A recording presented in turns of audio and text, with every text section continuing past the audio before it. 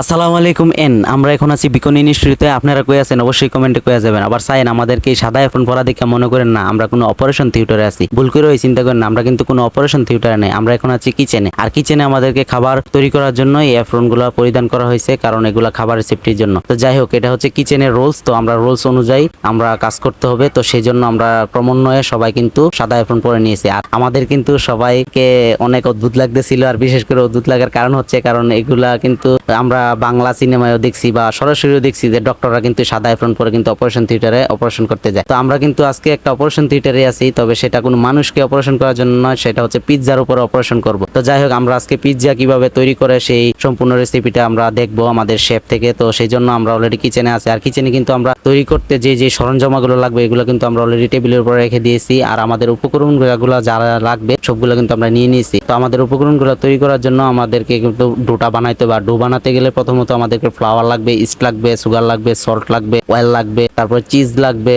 তারপরে আছে ক্যাপসিকাম আছে, সসেস আছে। এগুলা সব উপকরণগুলো দিয়ে কিন্তু আমরা আজকে পিৎজা তৈরি করব। আর পিৎজা তৈরি করার জন্য আমাদেরকে শেফ সম্পূর্ণভাবে দেখাই দিবে কিভাবে পিৎজা তৈরি করতে হয় এ টু জেড। তো শেফ কিন্তু অলরেডি আমাদের ক্লাসে চলে এসেছে, তো উনি আমাদেরকে উপকরণগুলো একে একে বলছিল, আর আমরা কিন্তু দেখতেছিলাম কিভাবে উনি পিৎজাটা তৈরি করে। তো যাই হোক, পিৎজা তৈরি করার জন্য প্রথমত যে ওভেনটাতে তাপমাত্রা কতটুকু লাগবে এই বিষয়ে আমাদেরকে ধারণা দিছে। তো আমরা এগুলো মনোযোগ সহকারে শুনতেছিলাম, তো খুবই ভালো লাগতেছিল। তো যাই হোক, এটাও কিন্তু একটা এক্সপিরিয়েন্স, কারণ আপনি কিন্তু প্রথমত কিন্তু কোনোভাবেই কোনো কিছু পারবেন না যদি এটার বিষয়ে ধারণা না থাকে। তো সেই জন্য আমাদের কিন্তু এই বিষয়ে একটা ভালো ধারণা দিয়েছে। তো দেখতেই পেতেছেন অলরেডি আমরা কিন্তু ওভেন থেকে পিৎজাগুলো তৈরি করে বের করে নিয়েছি। তো শেফ কিন্তু অলরেডি পিৎজাকে কাটিং বোর্ডে কাট করতেছিল। তো এখানে কিন্তু একটি পিৎজা না, অলরেডি চারটি পিৎজা আছে। তো 4টি উপাদানে পিৎজা তৈরি করে দেখাইছে আমাদেরকে।